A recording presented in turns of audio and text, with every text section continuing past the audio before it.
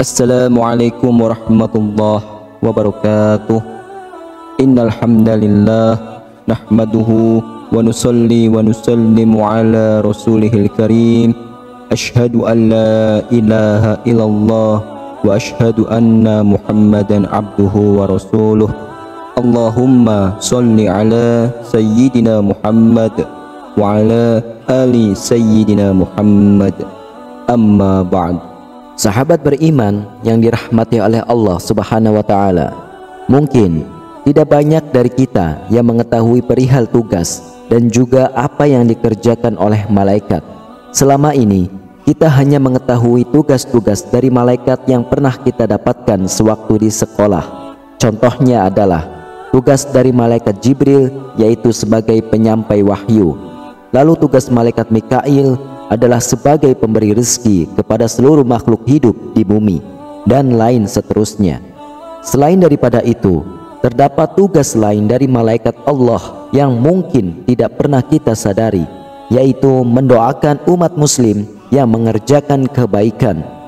Lalu, apakah keuntungannya jika kita didoakan oleh para malaikat?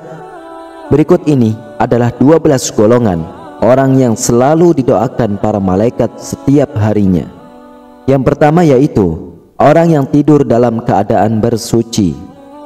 Kebiasaan ini memang terlihat mudah, akan tetapi cukup sulit untuk dikerjakan. Bagi orang yang kuat iman dan takut kepada Allah, tentu sebisa mungkin akan menyempatkan waktu untuk bersuci terlebih dahulu sebelum tidur. Barang siapa yang tidur dalam keadaan suci, maka malaikat akan bersamanya di dalam pakaiannya. Dia tidak akan bangun hingga mereka berdoa, "Ya Allah, ampunilah hambamu si fulan karena tertidur dalam keadaan bersuci." Hadis riwayah Imam Ibnu Hibban dari Abdullah bin Umar. Yang kedua adalah orang yang sedang duduk menunggu waktu sholat. Tidaklah salah seorang di antara kalian yang duduk menunggu sholat selama ia berada dalam keadaan suci, kecuali para malaikat yang akan mendoakannya, "Ya Allah, ampunilah ia. Ya Allah, sayangilah ia." Hadis riwayah Imam Muslim dari Abu Hurairah radhiyallahu anhu. Yang ketiga yaitu orang yang berada di shaf depan dalam sholat berjamaah. Rasulullah sallallahu alaihi wasallam pernah bersabda, "Sesungguhnya Allah dan para malaikat bersolawat kepada orang-orang yang berada di shaf-shaf terdepan." Hadis riwayah Imam Abu Daud. Yang keempat yaitu orang yang menyambung shaf saat sholat berjamaah. Orang-orang yang tidak akan membiarkan barisan sholatnya kosong juga termasuk salah satu orang yang beruntung yang selalu didoakan oleh para malaikat.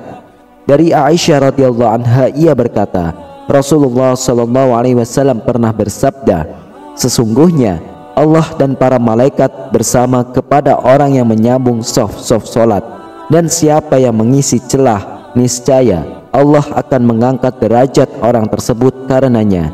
Hadis riwayah Imam Ibnu Majah. Yang kelima yaitu mengucapkan amin ketika imam selesai membaca surah Al-Fatihah. Hal ini pernah dikatakan oleh Abu Hurairah radhiyallahu anhu bahwa Rasulullah sallallahu alaihi wasallam pernah bersabda, "Jika seorang imam membaca ghairil maghdubi alaihim waladdallin, maka ucapkanlah kalian amin. Karena barang siapa ucapannya itu bertepatan dengan ucapan malaikat, maka ia akan diampuni dosanya yang masa lalu." Hadis riwayah Imam Bukhari dari Abu Hurairah. Yang keenam yaitu orang yang duduk di tempat sholatnya setelah selesai sholat. Mungkin ini sering kita lupakan saat selesai sholat, yaitu langsung berpindah ke tempat untuk bersandar atau sekedar mencari tempat yang lebih luas. Padahal jika kita mengetahui tetap berada posisi di mana kita mengerjakan sholat merupakan salah satu hal yang membuat malaikat akan mendoakan kita. Yang ketujuh, orang yang melakukan sholat subuh dan asar secara berjamaah. Dari Abu Hurairah radhiyallahu anhu berkata, Rasulullah sallallahu alaihi wasallam pernah bersabda, para malaikat berkumpul pada saat sholat subuh, lalu para malaikat yang menyertai hamba pada malam hari yang sudah bertugas malam hari hingga subuh naik ke langit, sedangkan malaikat yang bertugas pada malam hari tetap tinggal. Lalu Allah bertanya kepada mereka, bagaimanakah kalian meninggalkan hambaku?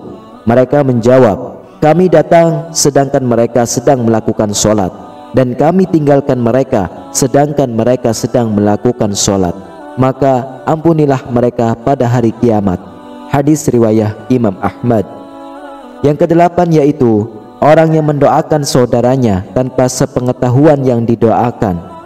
Doakanlah kebaikan kepada saudara-saudara kita yang mungkin sedang tertimpa musibah atau bahkan yang menyakiti hati kita.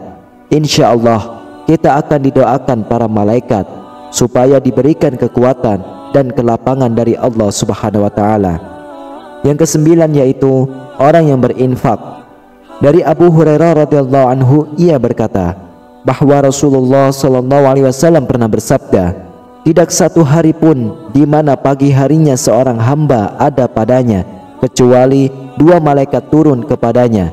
Salah satu di antara keduanya berkata, ya Allah, berikanlah ganti bagi orang yang berinfak. Dan lainnya berkata, ya Allah, hancurkanlah harta orang yang pelit. Hadis riwayah Imam Bukhari. Yang ke-10 yaitu orang yang makan sahur. Dari Abdullah bin Umar, ia berkata bahwa Rasulullah SAW pernah bersabda, sesungguhnya Allah dan para malaikatnya bersolawat atau berdoa kepada orang-orang yang sedang makan sahur.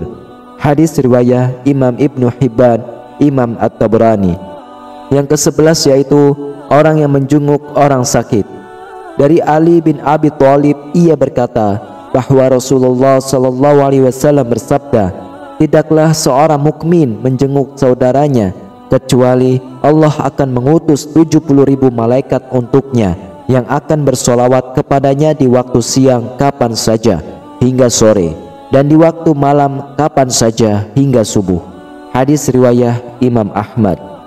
Yang ke-12 yaitu orang yang mengajarkan kebaikan kepada orang lain.